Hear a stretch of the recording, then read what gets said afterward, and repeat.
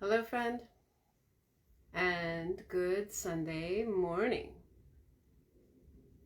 It is a totally gray January day in the Midwest. There are a lot of these kinds of days here, where the sun doesn't really ever come out. It's just kind of stays gray. And I know for a lot of people that's really hard, and sometimes it is for me too, but I kind of love the gray days. Especially days like this where it's bright anyway, but the sun isn't quite right up in your face. I don't like the sun right up in my face. But, today I wanted to talk about crying. Crying has it's got such a lot of cultural baggage and norms and ideas. And so I wanted to just talk about it because there's a couple things that are really important. And one of them is that there's this interesting cultural norm, especially in our country, in lots of countries, where crying is a sign of weakness. And I just want to say that's such bullshit. Yeah, it's, crying is something that is actually really good for our body. And I'll tell you some really specific ways that that's true in just a few minutes. But, it's, you don't need all the scientific research. Maybe you do, because maybe you don't cry on a regular basis. And then I hope that I can convince you in that way. But if you have ever cried and then you come out of it, you know that crying makes things better. So it's unfortunate that there are these cultural norms that say crying is a sign of weakness, or it's inappropriate in particular places. Even people, even psychologists, I've seen people say, well, don't cry at work because that could be inappropriate. And the other day I was looking at an interview with one of the congresswomen who was one of the people being, waiting in the Capitol, crouching behind desks, terrified about what was going on. And as she was being interviewed by the reporter, she started to cry and choke up. And the reporter asked her, is it okay if I report on you crying? And the congressperson said, well, as long as you say that I recovered quickly. And then they did have a little bit of a healthier conversation about crying, but it's an incredible thing that crying has this, like, don't be human. Just stop being human right now. And I just want to say, fuck that, actually. I remember working at a job, and I was in a pretty high level position in this big organization. And I remember when I first arrived there, one of the first things that two women told me, said, don't ever let them see you cry.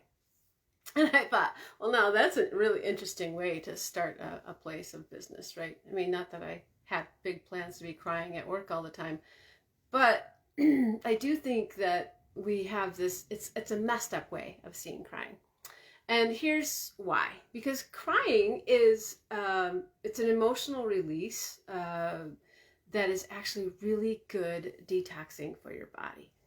So, it's interesting. There's this whole thing about men and women too. And actually the research shows us that men cry a lot less than women.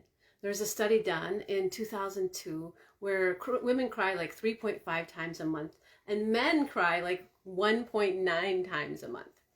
And I thought that was so fascinating. Now, this was done in 2002. Is it too much to wish that maybe that's starting to change? I don't know. But I'm a fan of crying because if you're holding back on your tears, it's not like those emotions are going away. It's not like, oh, well, I'll just hold that all in. And if I don't cry, then the sadness or the anger or the frustration or the upset or the loneliness or the heartbreak or the separation or whatever it is that's not just going to go away, right? It's not going to go away. But here's the thing, when we cry, actually what does end up happening is our body releases some of that stuff. So if we're in a place where we feel like crying, that's a super healthy thing to do. And I highly recommend it, especially in this moment in time. If you are not crying, if you haven't cried yet, I gotta say, I want to just encourage you, like, it's pretty normal and it's a pretty healthy, good thing to cry. So, thanks for that heart. I don't know who you are, but I appreciate it. Here's the thing that I want to say. You know, when we cry, there are 3 different kinds of tears. One is just the basal tears, the kind of tears that are happening all the time because they're trying to keep our eyes moisturized. And there's the kind of tears that come from when, like, say you're peeling onions or there's some kind of irritant in the air and your eyes water up, and those are a particular kind of tear. But there's this 3rd kind of tear, and that comes from an emotional reaction, right? A human reaction of tears.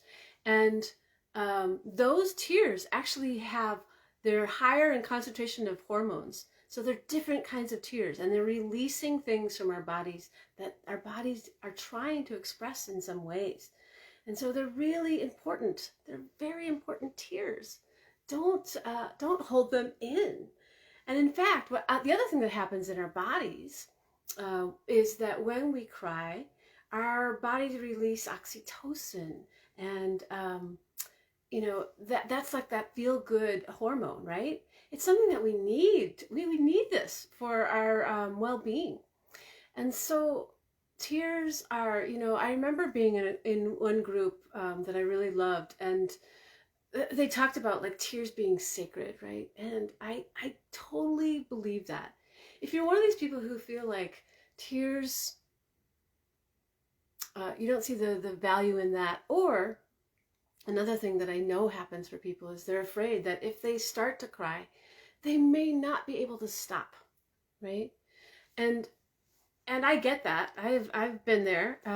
But the thing is that the more that we release, the happier our lives are, and it's like an ongoing maintenance, right? So if you're holding that back and you're holding it in, the problem becomes that then it takes its place in your body in a different sort of way, and it doesn't just go away. And when you collect those things in your body, there's no good that comes from that. And so crying is such a simple human way to create wellness in your body, to let some of that stuff go and to just keep it moving. You don't want stress to get caught in your body. And tears, you can feel it yourself. You don't need the research. You don't need me to tell you that the research tells us that crying helps relieve stress. It helps create oxytocin in our systems. It improves our well-being. You don't need me to tell me that, because if you do it, you have experienced this yourself. And so it's important, right? And it's something that's so human, it's so natural. So don't resist that. And if you haven't found a way to cry yet, go watch some videos on YouTube and make it happen. Here's a really funny thing. So Japan, right, is this place where feelings are held pretty close to the chest, and crying isn't necessarily thought of, just like it is in this country, frankly. It's not thought of as like this really healthy thing. But there's this businessman, and about, 10 years ago or so, he decided that that was not a good thing. And he started setting up these crying clubs. They're crying clubs. I can't remember what they're called. They're called Ryokatsu, I think. And people come and they cry together. They watch videos and they cry together. This communal crying, right? Isn't that wild?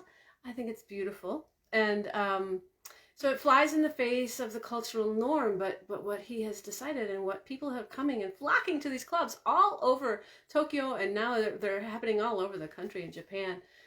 People are recognizing the benefits of crying for themselves. And if they can't do it in a place like their workplace, or maybe even in their homes, they're coming to this place where they feel safe and they feel like they can do this thing that's so normal and natural and good for us.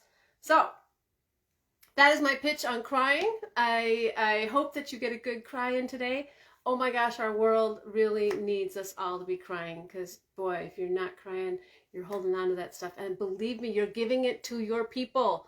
So you're not only doing it to yourself, but it shows up in our relationships. So get a good cry in, see how you can do it. And thank you for being here. I really appreciate that. Let me know that you're here. And here's a good cry to you. I'm Ann O'Connor, and I'm signing off.